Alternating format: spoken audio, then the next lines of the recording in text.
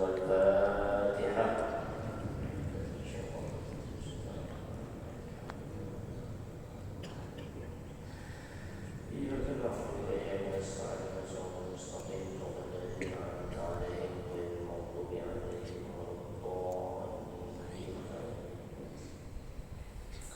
Bismillahirrahmanirrahim. Alhamdulillahirabbil alamin wa bihi nasta'in ala umuri dunya waddin. Wassalatu wassalamu ala sayyidil mursalin sayyidina wa maulana Muhammadin wa ala alihi wa sahbihi wa barik wa sallim ajma'in.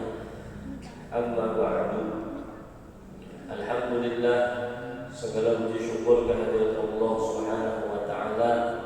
Kita berkumpul kembali di pertemuan yang kedua di hari ke-15 daripada bulan Ramadan. Mudah-mudahan kita selalu diberi Allah Subhanahu wa taala umur yang panjang di dalam kesehatan, keafiatan, dan di dalam ketaatan dan ibadah kepada Allah Subhanahu wa taala.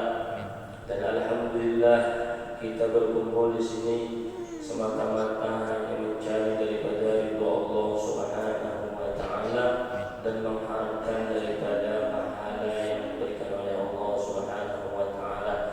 Rasulullah sallallahu alaihi wasallam bersabda, "Man ghada ila masjid la yuridu illa an yata'allama khairan aw yu'allima kana lahu ka'ajri hajjin tammatin hajjatuhu."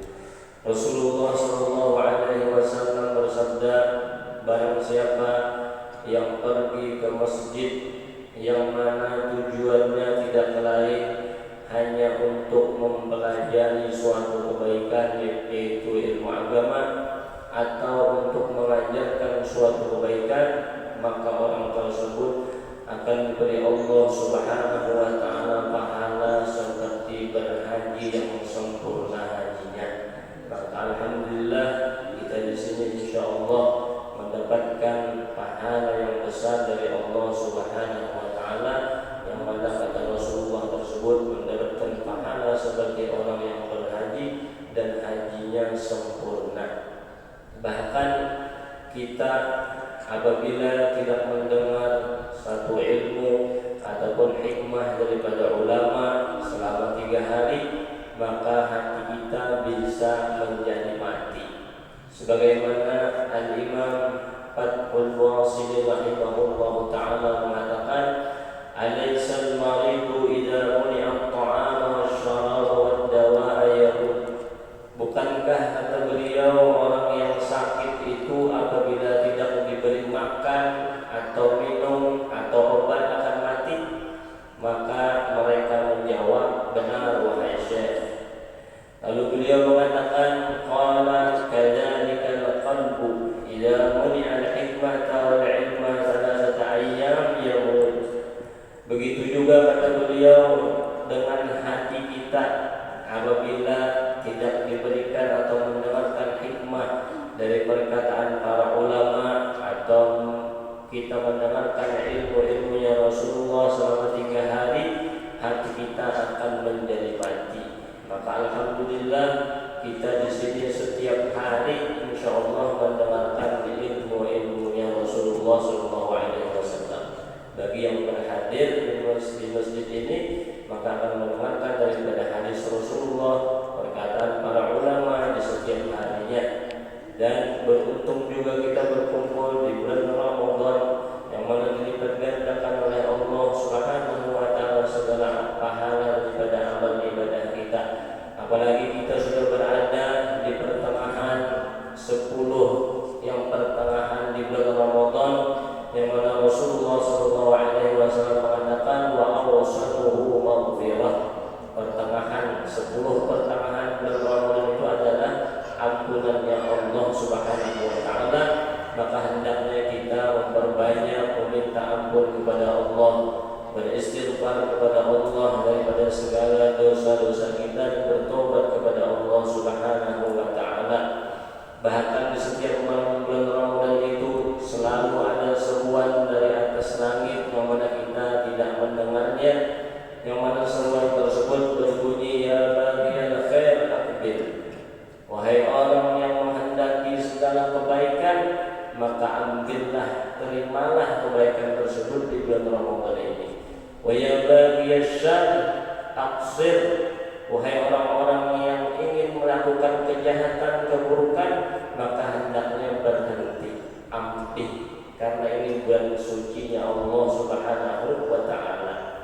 Bahkan kata Rasulullah, walillahi utaqa'u minan nar, di setiap malam bulan Ramadan itu Allah Subhanahu wa taala membebaskan hamba-hambanya daripada api neraka. Wa dzalika kullu lailatin, dan itu dilakukan Allah Subhanahu wa taala di setiap malam bulan Ramadan. Bahkan setiap malam itu Allah membebaskan alfin, sejuta daripada hambanya daripada api neraka dibebaskan. Setiap malam Jumat itu setiap saatnya, setiap jamnya sejuta daripada hamba Allah yang dibebaskan daripada api neraka. Bahkan di penghujung Ramadan kelak akan dibebaskan daripada api neraka dari awal sampai akhir, sejumlah itu akan dibebaskan oleh Allah Subhanahu wa taala. Mudah-mudahan kita termasuk orang yang dibebaskan Allah Subhanahu wa taala daripada api neraka. Amin ya rabbal alamin. Kita menyambung daripada pelajaran kita tentang bagaimana kita berakhlak di bulan Ramadan sesuai apa yang dikatakan oleh Rasulullah SAW. Hendaknya kita menjaga puasa kita dari apa yang membatalkan puasa, kemudian daripada yang membatalkan pahala puasa tersebut. Di minggu kemarin kita sudah membahas tentang salah satu daripada yang membatalkan pahala puasa, yaitu adalah al-kidhib, yaitu dusta, yang sudah kita lewati. Itu salah satu akhlak kita di bulan Ramadan, menghindari daripada dusta. Yang kedua dan yang ketiga yaitu adalah hendaknya kita menghindari daripada sifat ghibah dan namimah, yang mana ini salah satu daripada dosa apabila seseorang melakukannya dan bisa menghilangkan daripada pahala puasa kita. Yang mana ghibah itu kata ulama menurut bahasa itu adalah an yatakallama khalfa insan mastur bima yahummu law sami'ahu.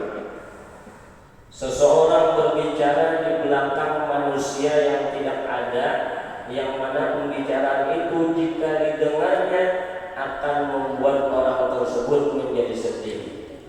Kita lagi memandangkan orang dan orang itu mendengar apa yang kita pandangkan tentangnya, hanya bisa sedih.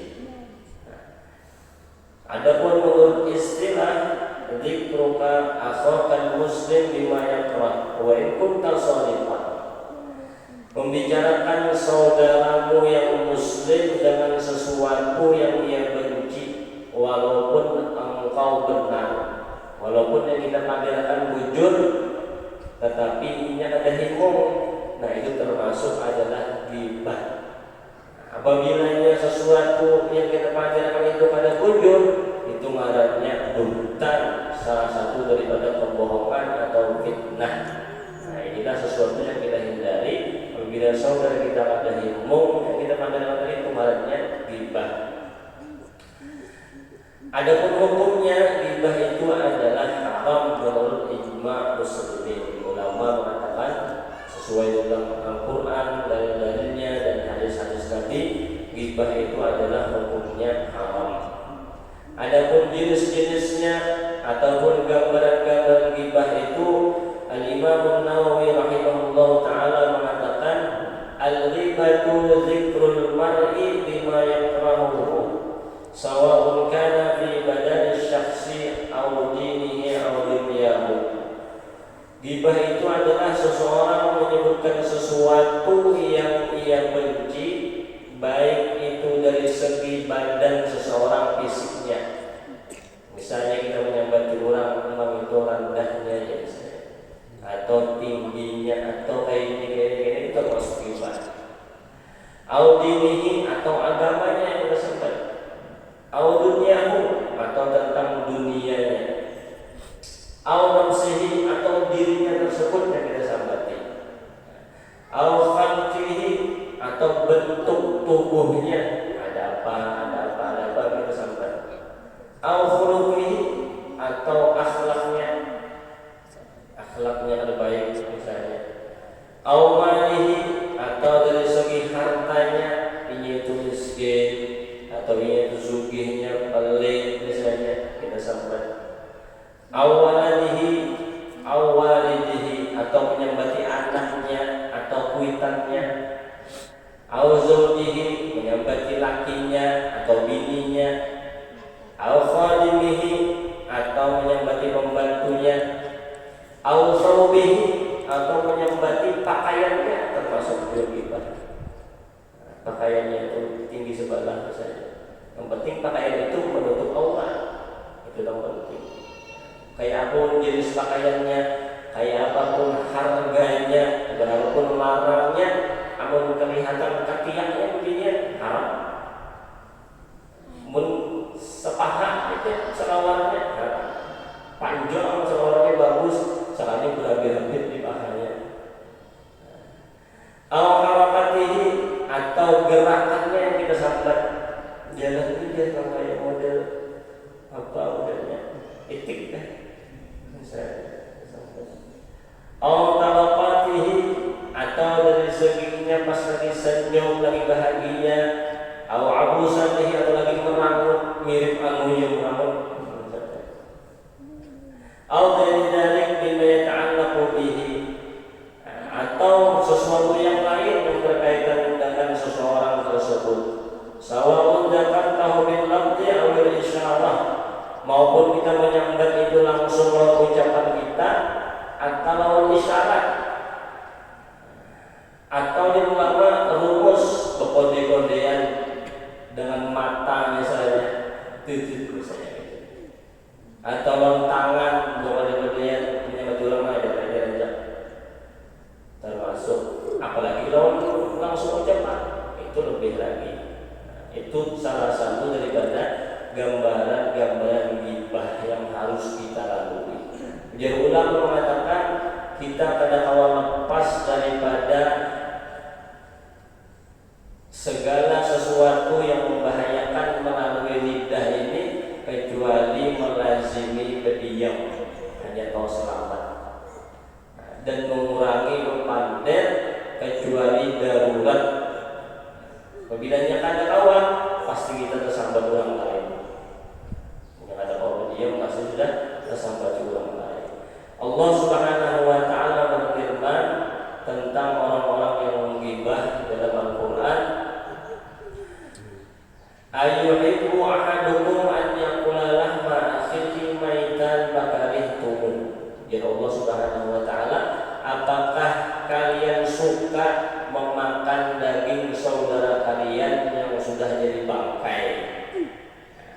Fakarihtum, maka pastilah ini itu kada mau, kada suka, jijik memakannya. Maka itulah gambaran orang yang menggibah seakan-akan memakan bangkai daripada saudaranya seorang. Begitu juga Rasulullah SAW mengatakan di dalam hadisnya,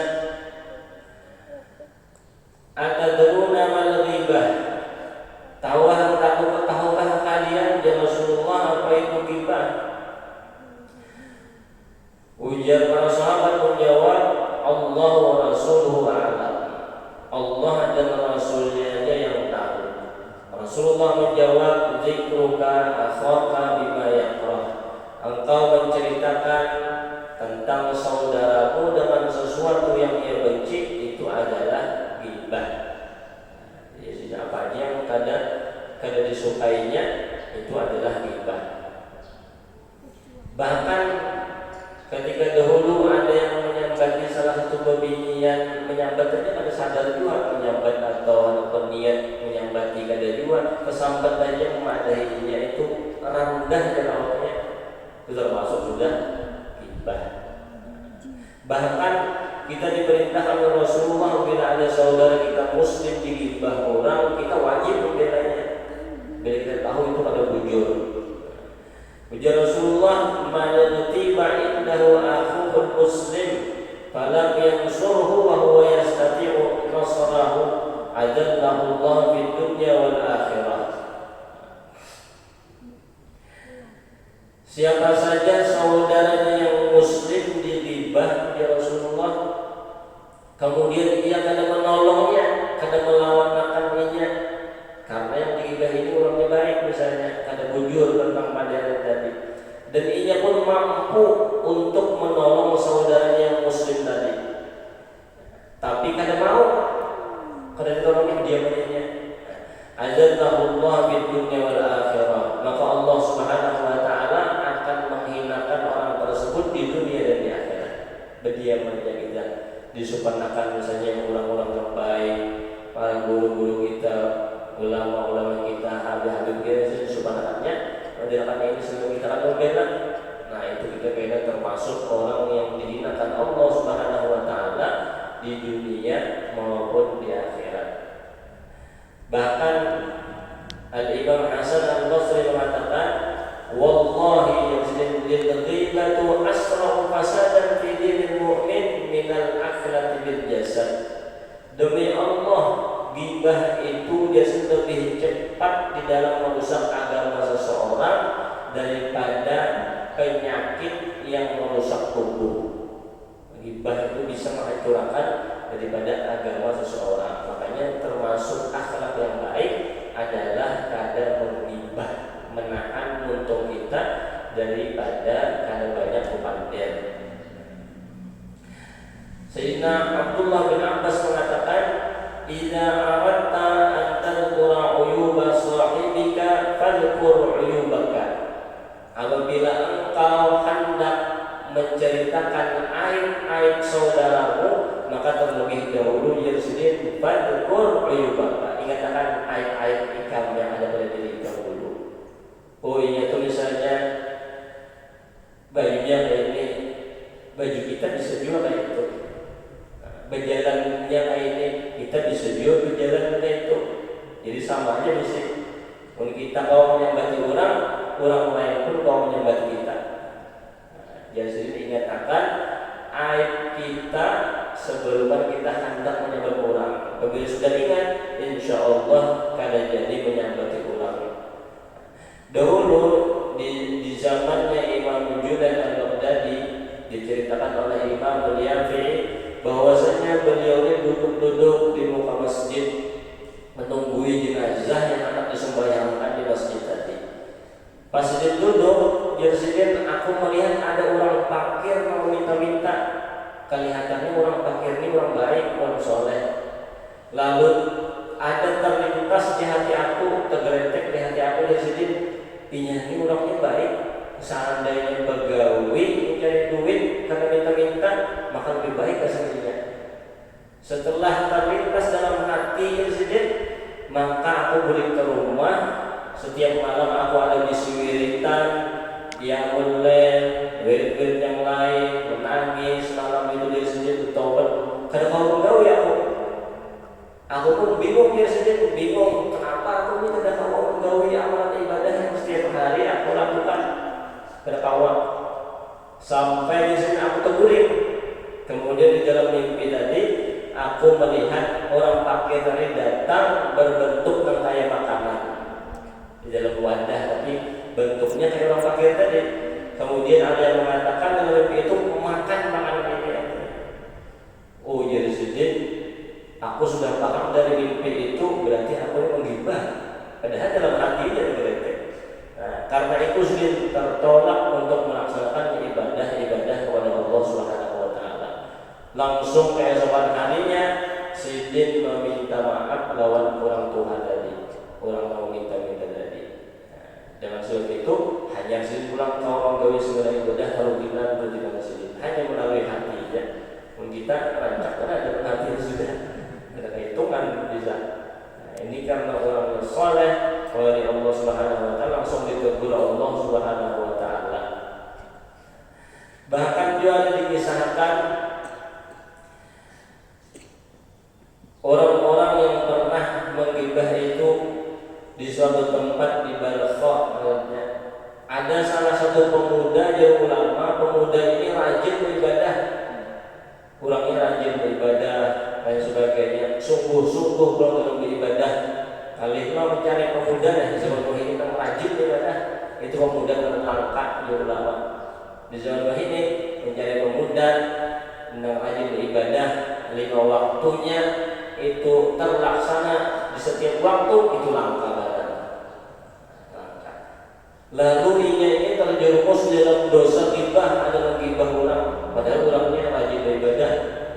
Sekalinya ditimpakan Allah Subhanahu wa taala musibah lawannya, yaitu inya dihinakan dengan begawi di wadah bencong. Jadi tukang tapas akan baju-bajunya, begawi di situ. Lalu ada orang melihat, ini semalam nang pemuda nang rajin tuh ibadah orangnya di tahunnya, kenapa ikan di sana ini? Jadi jadinya aku semalam ditimpakan kehimungan, kesukaan menggibahinya di orang. Lalu Allah hinakan, aku malah begawi lawan bebuhannya ini. Jadi tukang tapas baju-bajunya, berkumpul lawan bebuhannya itu setiap hari. Nah, itu sebab daripada menggibah tadi. Mungkin kita banyak mana kita sudah bisa sadari masing-masing, maka hendaknya ya para ulama kita bertaubat sesegera mungkin daripada ghibah ini dan meminta maaf kepada orang yang kita ghibah tadi, atau dengan memperbanyak istighfar dan memintakan ampun orang yang kita ghibah. Allahumma ghfirli wa lahu, ya Allah ampuni ulun dan inya, ya Allah ampuni ulun dan inya. Kayak tadi kita subuh dan wirid, Allahumma ghfirli wa liwalidayya, atau Allahumma ghfirli wa lahu, ditambahin Allahumma ghfirli wa liwalidayya, Allahumma ghfirli lil mu'minina wal mu'minat. Selama sebanyak 27 kali tadi kita membaca setiap subuh. Barang siapa yang membaca 27 kali Allahumma ghfirli lil mu'minina wal mu'minat, maka ia dapat pahala seluruh orang muslim yang ada di dunia ini. Luar biasa, 27 kali beristighfar setelah subuh ke sendirinya dan muslimin dan muslimat. Nah, dosa ghibah ini kadang kita remehkan karena pasti kita banyak tergawi. Nah, cepat-cepatlah kita jadi ulama untuk menghindarinya dengan bertobat kepada Allah Subhanahu wa taala. Nah, itu ghibah. Yang kedua adalah namimah. Namimah ini lebih berat lagi, lebih besar lagi bahayanya. Yaitu adalah as-sa'yu bainan nas bil fitnah, menebar fitnah di antara manusia. Itu artinya namimah. Atau menurut istilah naqlul hadis min qaumin ila qaumin ala jihatil ihsan wasyarr, menyebarkan panderan dari satu kaum kepada kaum yang lain dengan tujuan untuk merusak atau menyebarkan keburukan dan kejahatan. Itu namanya namimah. Itu bisa terjadi ujar ulama di antara dua orang mutahabbin, orang yang saling mencintai, saling berkasih sayangan, karena difitnahnya itu bisa jadinya bermusuhan. Nah, ini besar benar dosanya orang yang himung daripada menggawi namimah. Bahkan disebutkan di dalam sebuah hadis, la yadkhulul jannata nammamun, tidak akan masuk surga orang yang menyebarkan fitnah. Kalau surga berarti satunya pilihannya adalah neraka. La yadkhulul jannata nammamun, kada bakal masuk surga orang yang himung menyebarkan fitnah ini. Bahkan diceritakan dahulu ada salah satu budak pebinian, ini akibat daripada namimah. Jadi misalnya seseorang hendak menukar budak di zaman dahulu, ingin mencari budak itu nangkat cacat, ditakuninya budaknya adakah cacatnya, kededak ujar ampun nang menjual, tapi sebuting aja cacatnya, inya ini himu menggibah. Ujar yang hendak menukar itu ada bapak, aku tepatinya yang penting begini, jadi kalau cacat bersih budaknya, itu kalinya. Setelah diharagu yang di rumah budak tadi, saatnya adalah was keluar keasliannya itu himu memfitnah. Difitnahnya lah majikannya ini dipadahannya lawan bininya. Tahulah pian ya laki pian tuh hendak berbini ulang. Dipadahannya lawan bini. Ujar yang budak pian baik nukar cukuran lading cukur tatak aja jangkut laki pian tuh. Karena zaman dulu itu kan aib modelnya ditatak, ada lagi dicukur aja artinya jangkut tuh modelnya. Oh itulah ya ujaran bini, percaya bini tadi. Dipitnahnya pulang lakinya. Ujar budak tadi padahkannya lakinya tadi. Biar tahulah ya bini pian itu malam ini hendak membunuh pian. Mana buktinya ujar yang majikan lakian tadi itu? Buktinya kan pian kisahnya malam ini pura-pura guring. Nah, sekali sudah malam datanglah bininya tadi membawa lading cukur tadi. Padahal malu janggut, dipitnahnya ke sang laki. Pas sudah parah lading cukuran tadi digulunya laki, ditangkap laki, langsung disodokannya lading tadi. Setelah tahu keluarga yang beginian bahwa tingsanaknya itu dibunuh, datang keluarga yang beginian dibunuhnya juga lakinya. Nah, seberataan ngejar ulama gara-gara daripada namimah dari fitnah dan itu salah jadinya pembunuhan dan sebagainya. Jadi biar jangan takut kemudian mencari kawan juga tentang tukang namimah atau fitnah bisa juga biar jadi korbannya di fitnahnya. Dan ini kata langsung berhadapannya ada bisa aja lewat sosial media dan sebagainya fitnah-fitnah itu. Bahkan ujar ulama orang yang ahli namimah itu lebih besar kejahatannya daripada syaitan. Kalau syaitan itu bisik di telinganya, tapi kalau orang namimah bahkan langsung muajahah lawan kita.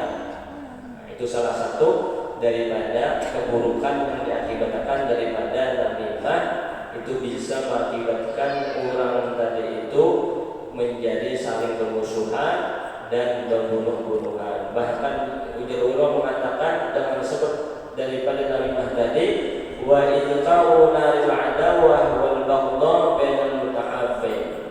Ini akan menimbulkan daripada api permusuhan serta daripada kemarahan di antara orang yang saling berkasih sayangan akibat daripada namimah. Dan ada sebutin kisah lagi ujar ulama, dahulu ada orang berdua beling sanak lelakian non bebinian meninggal di sanaknya yang bebinian. Setelah dikuburkan, inya ingat sekalinya ini tadi ada membawa puntalan emas dompet bahari tergugur di kuburannya tadi. Lalu inya malam hari berniat mengambil tadi. Pas anak dibongkarnya kuburnya mengambil hartanya tadi, sehalnya sudah api menyala-nyala di kubur tadi. Langsung ke hutan aja menangis, diberikannya kubur yang tadi tanahnya tadi itu. Dan ia mengadu namanya apa yang digawi di sana urut dijarnya ketika dia masih hidup. Ujar mama kan ada depan macam-macam. Cuma sebutin inya amun malam hari imung keluar rumah kepada tetangga. Nah lalu ujar mama gawiannya malam tuh ngerumpi. Kada siang aja malam deh.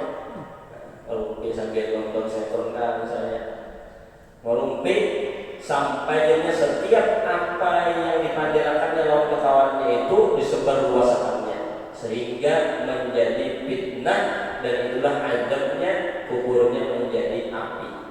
Kisah-kisah ini disebutkan di dalam kitab Irsyadul Ibad. Para ulama mengisahkan di dalam situ tentang berapa banyak kisah-kisah orang dahulu yang ditimpa dengan bala itu tukang fitnah. Nah, mudah-mudahan kita dijauhkan Allah Subhanahu wa taala daripada ghibah dan namimah sehingga kita bisa menjalankan daripada ibadah puasa ini dengan sempurna dan mudah-mudahan kita semua diberi Allah Subhanahu wa taala taufik dan hidayah untuk selalu melaksanakan ketaatan kepada Allah Subhanahu wa taala dan dipanjangkan umur kita sampai akhir akhir Ramadan dan di Ramadan yang selanjutnya, dan mudah-mudahan kita semua ditutup usia kita dalam keadaan husnul khatimah fi khairin wa lutfin wa afiyah.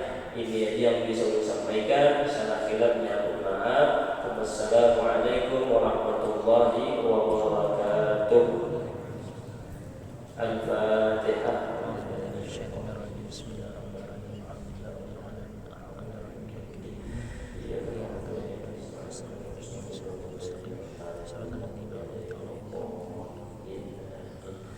Bismillahirrahmanirrahim. Alhamdulillahirabbil alamin. Allahumma shalli wa sallim ala sayyidina Muhammadin wa ala alihi wa sahbihi ajma'in. Allahumma inna nas'aluka ridhaka wal jannah wa na'udzu bika min sakhatika wan nar. Allahumma innaka 'afuwwun karim tuhibbul 'afwa fa'fu 'anna wa 'an walidina wa an masyayikhina wa an jami'il muslimin bi rahmatika ya arhamar rahimin. Allahumma ighfir lana dhunubana wa li walidina wa li masyayikhina wa li mu'allimina wa li al-mu'minin 'alaina ajma'in. ربنا تقبل منا انك انت السميع العليم وتب علينا انك انت التواب الرحيم. ربنا اتنا في الدنيا حسنه وفي الاخره حسنه وقنا عذاب النار.